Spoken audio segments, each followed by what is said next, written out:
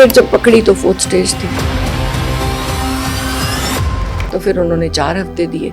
फिर 4 साल हमने जो आयुर्वेदा पढ़ी, जो पढ़ी, आज की डेट तक भी अब नीम के पत्ते, कच्ची हल्दी, उससे क्या होता है कि आपको इनिशियल सर्जरी तो इतनी बल्क में ट्यूमर को तो निकालना पड़ता है। ये गलत है अगर आप कहो कि एलोपैथिक ट्रीटमेंट नहीं करनी, वो आपको करनी पड़ेगी। रेडियोथेरेपी भी कराई, कीमो भी कराई, पर डाइट जो ली उसके साथ कैंसर सेल्स दोबारा नहीं आएंगे। कैंसर सेल्स का खाना क्या है? नंबर 1 प्लास्टिक बॉटल में पानी, नंबर 2 शुगर, नंबर 3 मैदा और वो ग्रेन्स जो आपको आज की डेट में ग्रेन्स उग रहे हैं जो आपको डिस्ट्रॉय कर रहे हैं, पेस्टिसाइड्स वाले grains, preserved food, packed food, find oils. Diet की आपकी क्या क्या रहती है कैंसर होने के दौरान और अभी तक? सुबह उठते सर मुझे मिलता है लौंग का पानी, 10 लौंग रात को भिगोए हुए वो पीने हैं। उसके बाद मैं पीती हूँ 4 चीजें रात को भिगोई होती हैं, मेथी दाना, सौंफ, जीरा और अजवाइन। इसको भिगो देते हैं, इसका सुबह पानी पी लेते हैं फिल्टर करके। ये तुम्हारी फैट डिसॉल्विंग और उसमें भी काम करती है,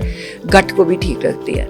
देन अगर वीट ग्रास तुमने नॉर्मल लगाया है, स्पिरुलिना है, उसका मोरिंगा, उसका शॉट बना लो। एक कैंसर वाले पेशेंट स्पेसिफिकली पीते हैं 2 मिल्क तुम ले सकते हो, आलमंड मिल्क और कोकोनट। नींबू दोबारा रिपीट होता है। एक मेरा अदरक का, कच्ची हल्दी का और एक लहसुन की तुरी, वो जरूरी है दिन में कभी भी खा लो। मैं चबाती हूँ नीम के पत्ते के साथ। Basically about taking something bitter, जैसे हम ABC जूस कहते हैं आजकल।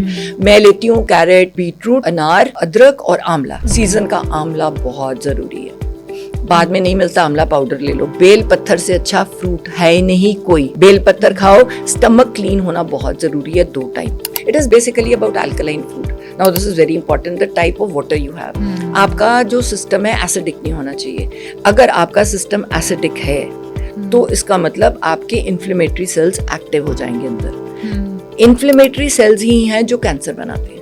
अब पानी में अल्कलाइन कैसे करना है? सीधा उसमें खीरा डाल दो, तुलसी के पत्ते डाल दो, अदरक डाल दो, लेमन डाल दो, जो भी आपको, सब टमाटर डाल दो अगर चाहिए तो, धनिया अगर आप लेते हो फ्रेश धनिया, तो ये डाल दो, अल्कलाइन हो गया पानी।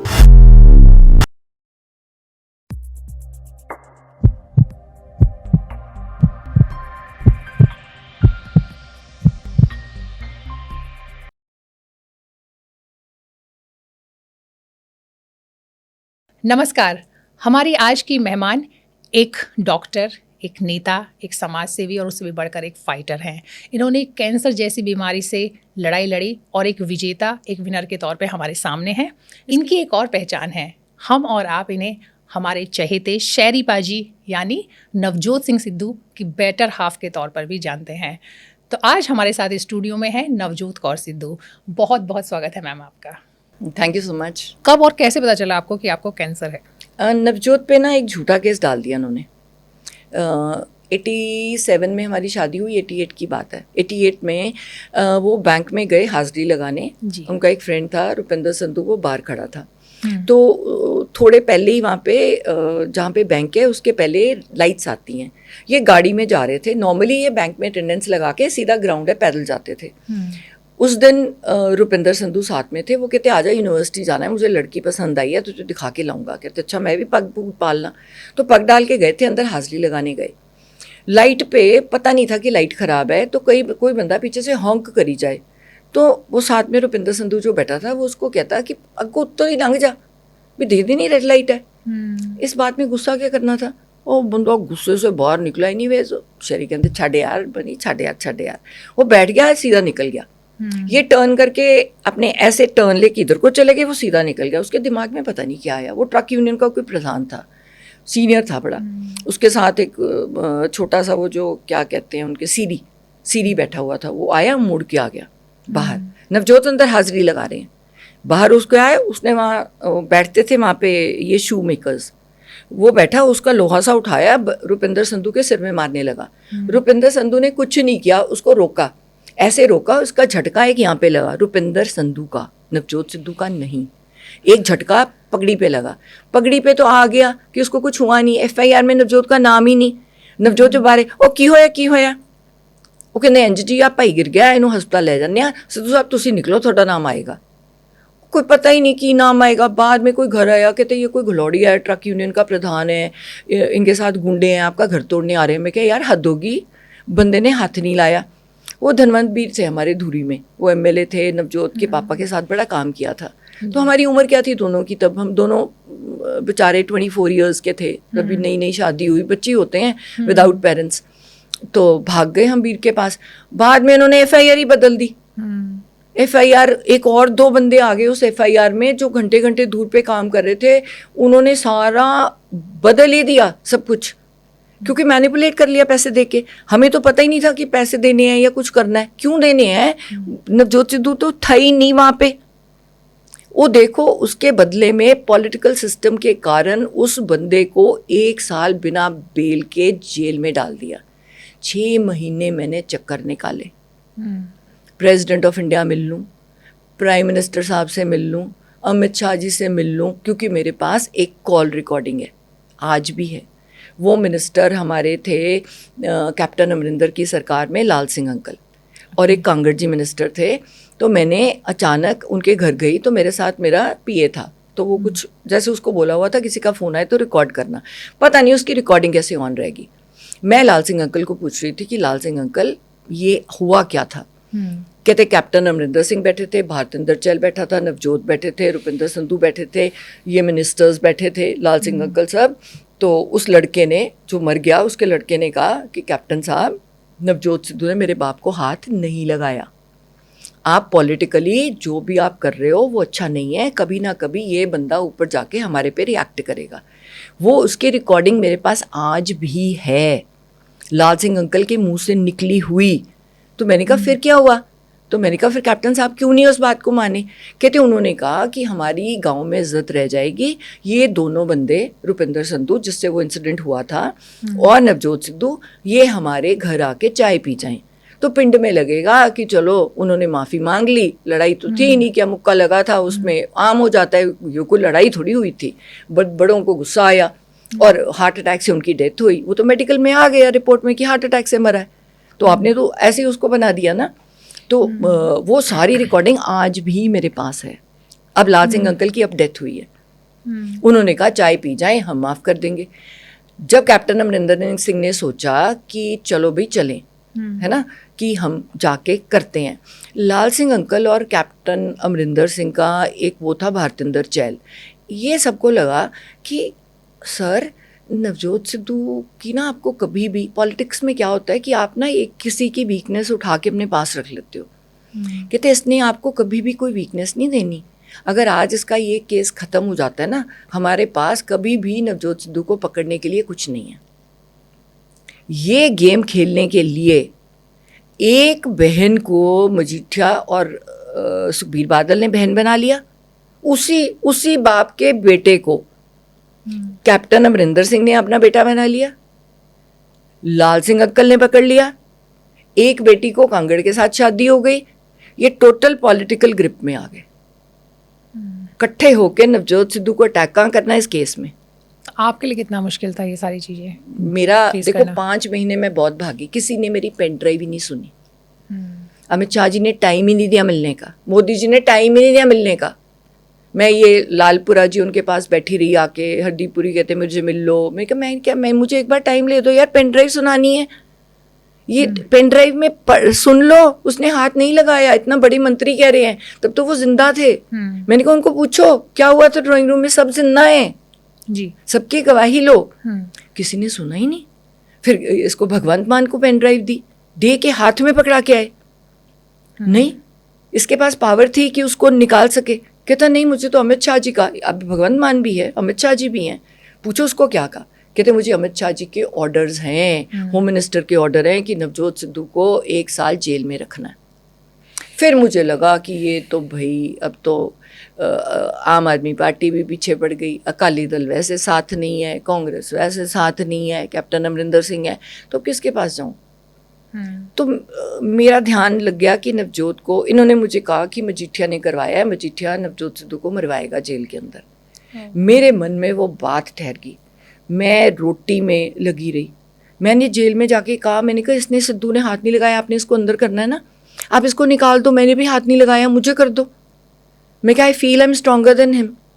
मैं क्या उसको क्यों कर रहे हो, वो बेचारा जेलों जुलों में तो कभी रहा ही नहीं, मैं तो गायनी की वर्कर हूँ, मैंने तो ज़मीन पे लेट के रातें निकाली हैं और गंद में रही हूँ, क्योंकि हमारे यहाँ तो डिलीवरी हो रही है, वो सारा हमें पे ही गिरता है गंद, नीचे ही वहाँ सोते थे, नहीं वहीं सर्जरी कर देते थे। आपको पता है सरकारी अस्पताल में क्या हाल होता है, 17 बच्चे हो रहे, कभी यहाँ हो रहा है, कभी वहाँ हो रहा है, कभी थिएटर में चले गए, वहीं नीचे बैठ के ग्लव्स पहने चाय पी ली।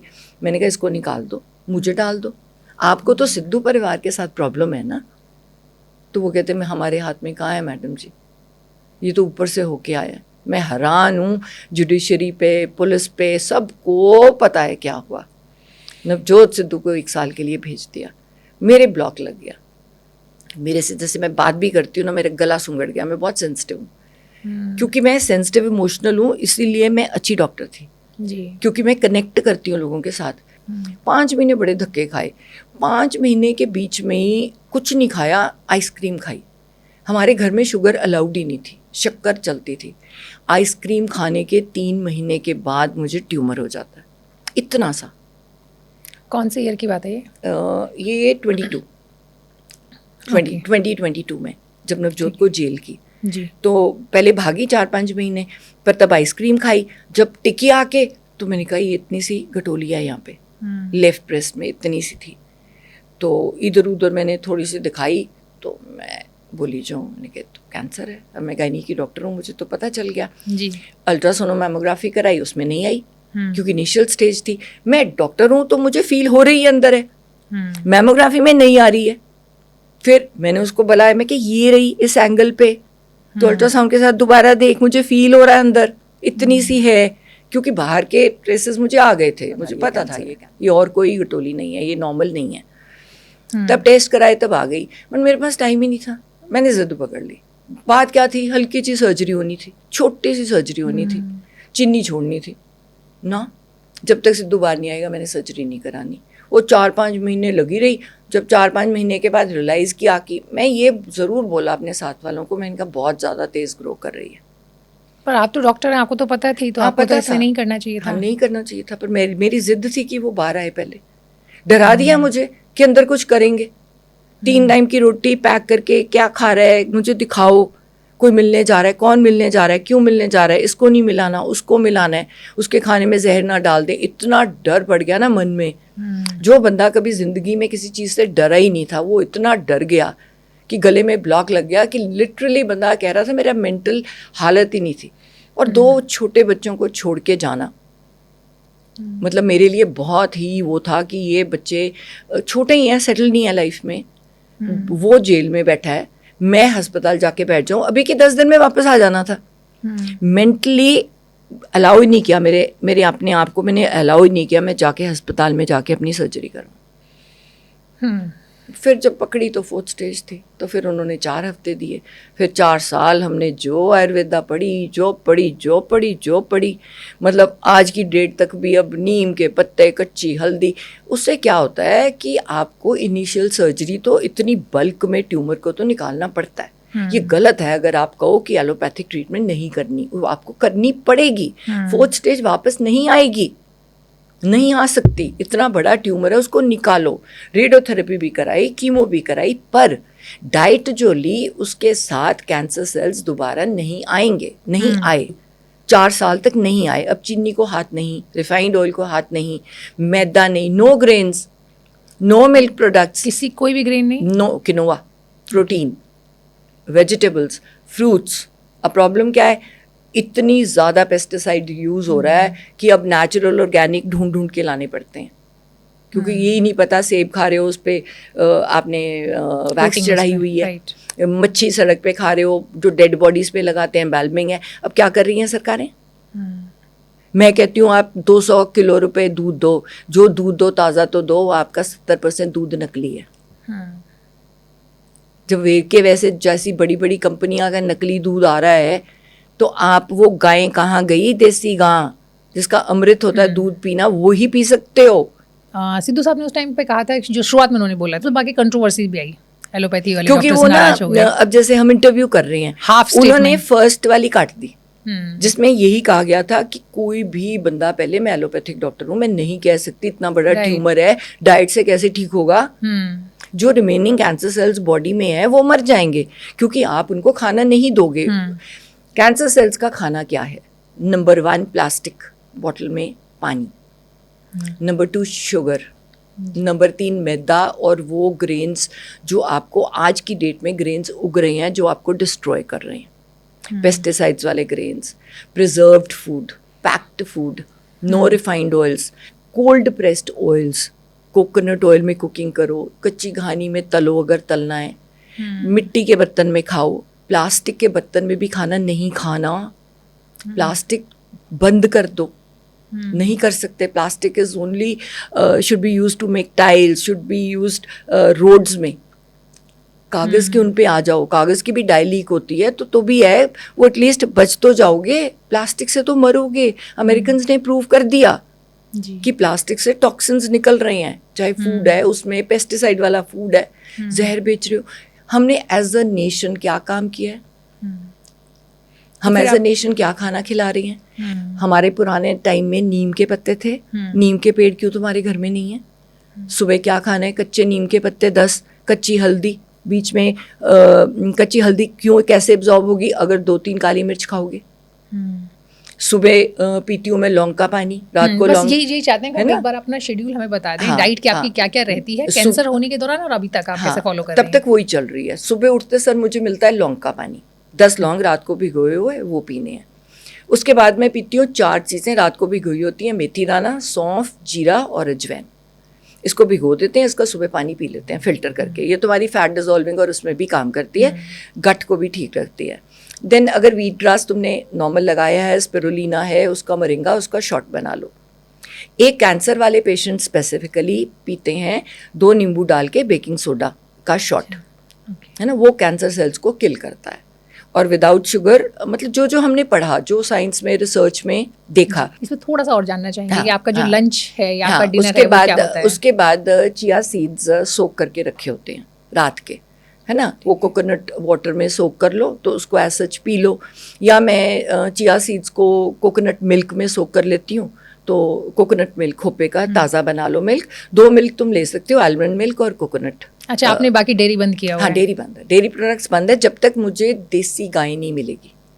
देसी गाय होगी किसी के पास, जो हम A2 घी कहते हैं, A2, वो तो मैं ले सकती हूँ। तो क्योंकि वो देसी गाय है नहीं, पंजाब में भी वो अंग्रेजी गाय रख ली है, वो तो वही है, वो दैट इज़ नॉट, मतलब कंजम्पशन के लिए बुरी है, उसमें कुछ भी अच्छा नहीं है। देसी गाय में अमृत है।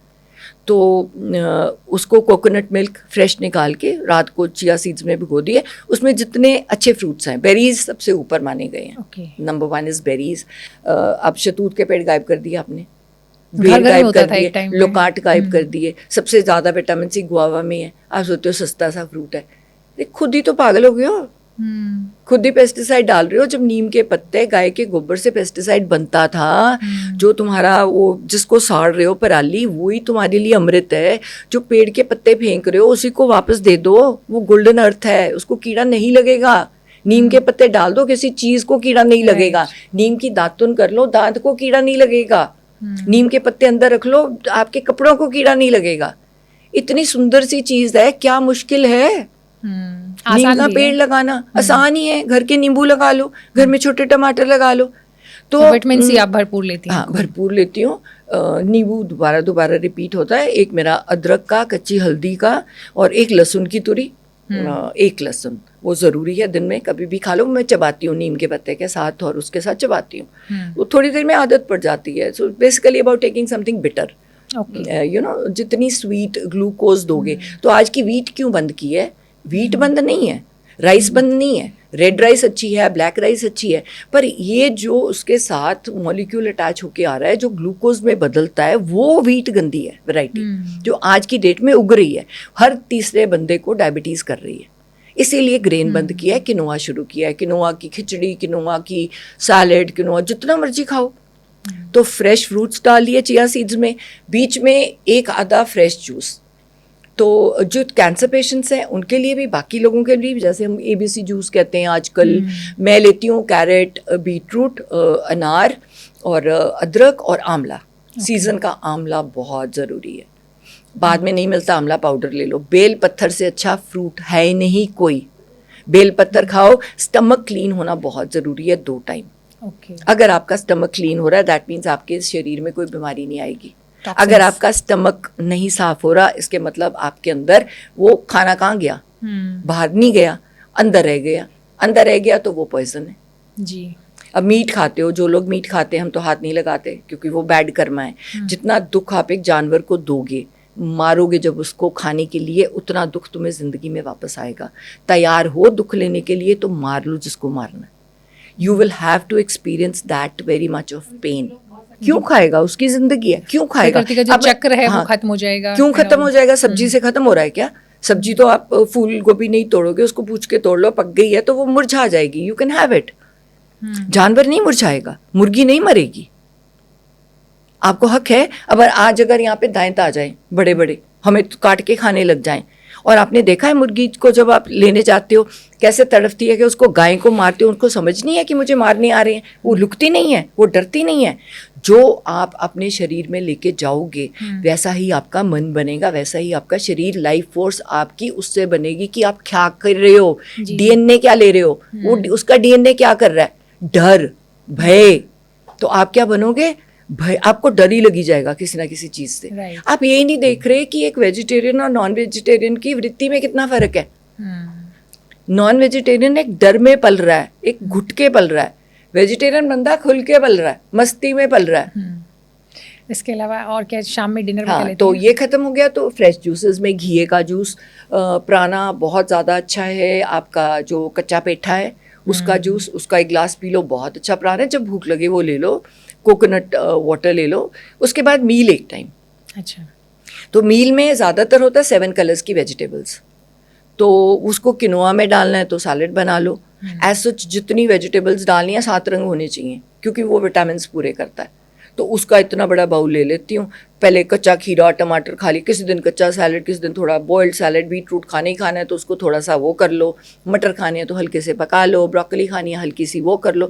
इतना अमेजिंग खाना है, बहुत स्वाद है। बिल्कुल बिल्कुल। बट आप तो नॉन वेज नहीं खाते हैं और आप? मैं वेजिटेरियन हूँ जी। और आप चूंकि आपने डेयरी भी बंद किया हुआ है तो प्रोटीन की आपकी जो रिक्वायरमेंट कैसे? किनोआ से, काले चने, स्प्राउट्स ले लो। दाल खानी है तो रात को भिगो दो, पहले एसिड चले जाएगा।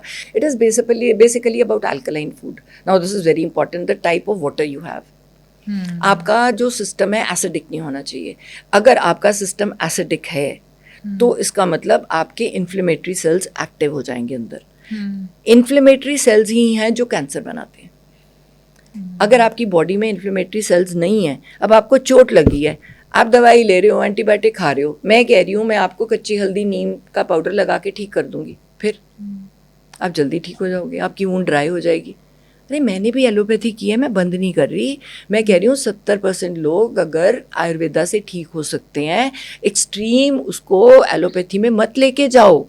इतने अस्पताल खोल दिए, आयुर्वेदा हॉस्पिटल कहाँ हैं, कहाँ डिसअपेयर हो गए? आयुर्वेदा तो हमारी हिंदुस्तान की शान रही है।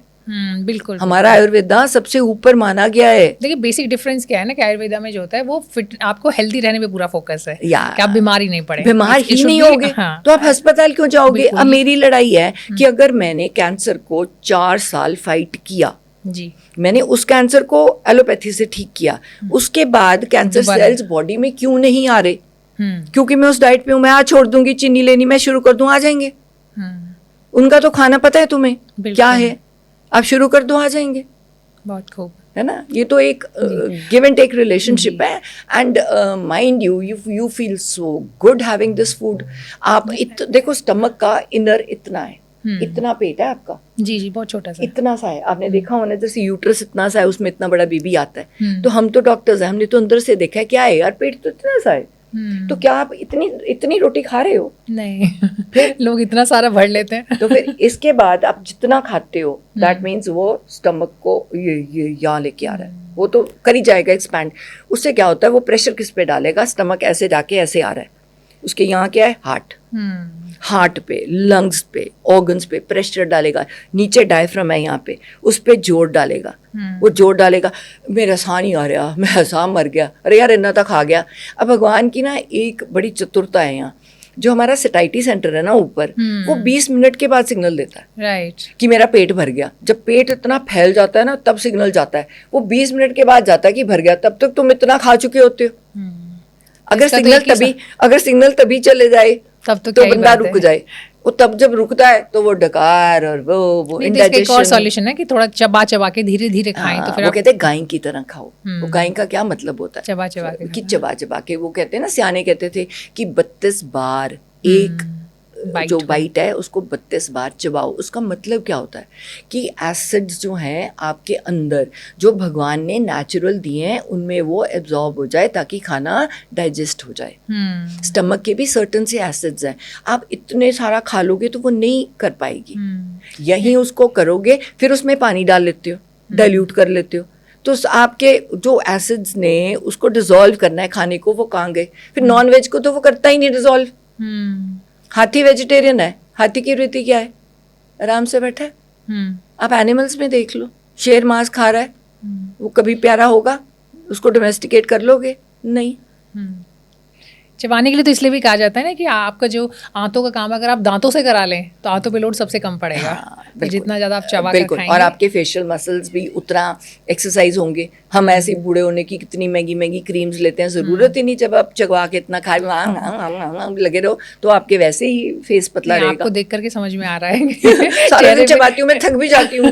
वो खा खा के ना पत्ते खत्म नहीं होते, मुझे सांस चढ़ जाता है, क्योंकि इतने चबाने पड़ते हैं, वो सांस ही चढ़ जाता है। और तो आराम से चुप्पा। And the best position to eat food is with your spine straight. Okay, नीचे बैठ के चौंकड़ा मार के। एक रीजन था, किस प्लेट में खाना खा रहे हो उसका रीजन है। सिल्वर में खाओगे, अगर पैसा है थोड़ा तो चांदी में खाओ, वृत्ति ठंडी रहेगी। नहीं तो कॉपर में खा लो। क्यों पीछे वाले बर्तन बंद कर दिए? वो जो मांजते थे ना, उसे आयरन पूरा होता था। जो आयरन के भांडे होते थे ना, जिनको हम मंजवाते थे, उसमें शरीर में आयरन। आज की डेट में हर बंदा एनीमिक है। ये नई शुरू कर दिए। ये इसमें भी तो कैंसर है, जो ये कोटिंग वाले आ रहे हैं कि सब्जी ना लगे। और नवजोत क्या शुरू करते हैं, कभी पीछे उन्होंने शुरू किया था, मिट्टी के बर्तन में पानी के साथ कुक करते थे। और क्या वेजिटेबल का फ्लेवर आता है? वेजिटेबल का फ्लेवर तब आएगा जब उसमें आप मसाले मिक्स नहीं करोगे।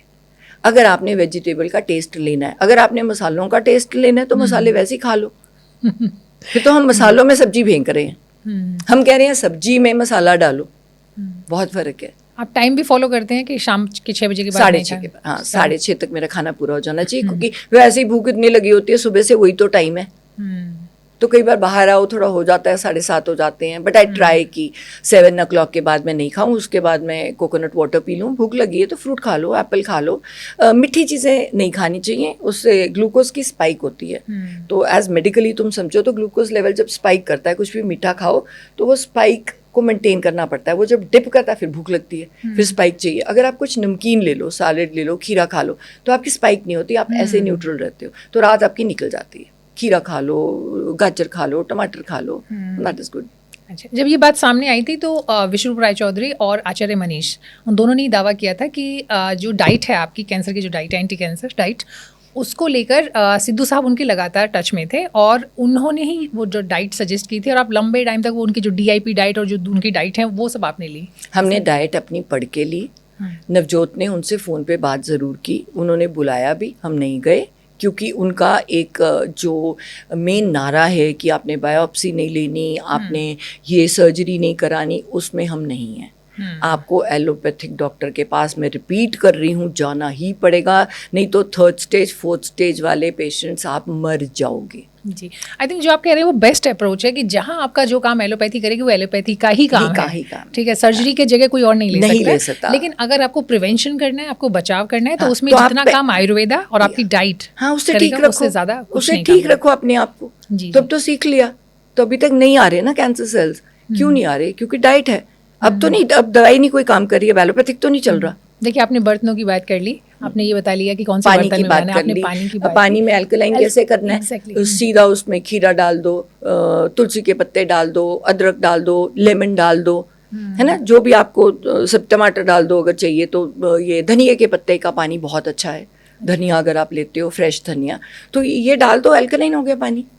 अच्छी बात ये कि ये सारी बातें जो हैं, जो भी हमारे दर्शक सुन रहे हैं, वो एक डॉक्टर हैं, खुद से मेडिको डॉक्टर हैं, वो बता रही हैं, उन्होंने खुद से अपने ऊपर किया है, तो कोई शक की गुंजाइश नहीं बचती है। हाँ बिल्कुल, देखो किया है तो ये भी कह रही हूँ तभी कि बिना सर्जरी के सर्वाइव ही नहीं करती। डाइट क्या करती? पर एक लास्ट सवाल मैं जानना चाहूँगी कि जिस मोमेंट पे डॉक्टर ने कहा कि आपके पास सिर्फ 3 हफ्ते का टाइम है, तो कैसे आपने अपने आप को जोड़ के खड़ा किया? अरे मैं तो पहले ही प्रिपेयर्ड थी, डॉक्टर रूम में तो bye see you another life, मैं तो मस्ती में थी। देखो बॉडी तुम्हारी है ही नहीं है, बॉडी के साथ क्यों अटैच करते हो?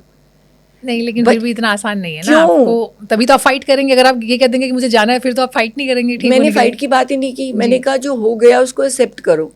भगवान ने ही आपको पिछला पल दिया है, भगवान ने ही कल आगे वाला पल देना है। जब मेरे हाथ में कुछ है ही नहीं तो मैं स्ट्रगल क्यों करूं? मैं सर्जरी के टाइम गई, मैं हंसती गई। आपने कभी पेशेंट दांत निकालते भेजी है? मैंने कहा अरे किसने लेटना है? वो कहते मैम आप नहीं लेटना है। मैं कहा लेट जाने भाई, जो गंदा गंदा लग गया काट दी। शरीर है आपकी मेन, आपने किस पे काम करना है? आप क्यों आए हो दुनिया में? जानवर क्यों नहीं बने? क्योंकि आपको आदमी बन के मनुष्य का जीवन मिला है, अपनी आत्मा को परमात्मा से जोड़ना है। उसमें फिजिकल बॉडी एक माध्यम है, अपनी फिजिकल बॉडी को प्योर रखना है, एडिक्शन नहीं कोई डालनी, उसको प्योर रखो अपनी बॉडी को, ताकि उसमें गंदगी ना आए, तभी भगवान का नाम ले सकोगे जी। तो अब ये जो 7:30 खत्म हो जाता है ना, 4:30 का क्लॉक बज जाता है। 4:30 सुबह का क्लॉक क्या है? भगवान की वो शुरू हो जाता है मेरा पाठ। अच्छा। हमारा नित्यनेम का पाठ है। मैं अलार्म नहीं लगाती, मैं कुछ नहीं लगाती हूँ। आप सोते ट्राई करती हूँ 9:30-10 बजे। अब ये सोशल मीडिया थोड़ा तंग कर देता है, थोड़ी लेट हो जाती हूँ। 4:30 बजे अलार्म क्लॉक, मैं नहीं उठती, मुझे कोई उठाता है। अच्छा। मेरी बानी शुरू हो जाती है, ओंकार सतनाम करतापुर निर्भव निर्वैर अकाल मूर्त जूनी से पंग गुर प्रसाद जप, फिर हाथ से आगे शुरू हो जाती है। वो जब बोलती है, जैसे वो कहते नहीं लेक्चर में एंड भूल जाता है, क्योंकि 5 बानियों का पाठ है, चौपाई साहब रटा हुआ है, चलो शुरू वाला मंत्र रटा हुआ है। फिर रिपीट करते करते कहती हूँ नहीं वो ध्यान ना लगाई लो, सुन लो। फिर 8 बजे तक मेरा ख़त्म हो जाता है ये पाठ। 8 बजे तक मैं पाठ करती हूँ। दुख पंजनी साहब कर लिया, 5 नित्य जो पाठ होते हैं, जपजी साहब, जाप साहब, अनंत साहब, ये मैं करती हूँ। By 8 o'clock I finish. 8 to 9 I sleep again. 9 बजे उठ के थोड़ी योगा की, वो किया। 10 बजे तक ऑफिस शुरू कर दिया, काम करना शुरू कर दिया। 2 to 4 आई टेक रेस्ट, दोपहर को पक्का मुझे रेस्ट करना है। 5 बजे मैं फिर काम शुरू कर देती हूँ। 8 बजे तक काम करके 7:30-8 बजे क्लोज डाउन द डे। उसके बाद family time, chill and laugh and क्या बात है। तो वो जो सुबह 4:30 आप उठ जाती हैं और उसके बाद 8 बजे तक, तो उस बीच कुछ नहीं खाती पीती हैं? नहीं, उसके बाद ब्रश करती हूँ और लेट जाती हूँ। पानी मेरे पास हमेशा होता है। वो पित्तल का भांडा होता है मेरे पास हमेशा रखा हुआ, कॉपर का। तो वो कॉपर वाला पानी, बिकॉज वो तुम्हारे मैग्नीशियम और ये एलिमेंट्स को ठीक रखता है। मैग्नीशियम और ये हैवी होना चाहिए तुम्हारी बॉडी में, ताकि तुम डिप्रेशन और एंग्जाइटी में मत जाओ। जी, बहुत खूब। बहुत मज़ा आया आपसे बातचीत करके। और क्योंकि बातचीत हमारी सिर्फ ये नहीं कि जो आपका पॉलिटिकल जो आपका एक रोड मैप आपने दिया है पंजाब के लिए, और जो भी आपका विज़न है, मेरा प्यार है लोगों से जी, वो हमने जाना। साथ ही साथ हमने जाना कि सिद्धू साहब के बहुत सारे ऐसे अनसुने किस्से जो कि अभी तक शायद बहुत सारे लोग नहीं जानते होंगे, वो भी जाने।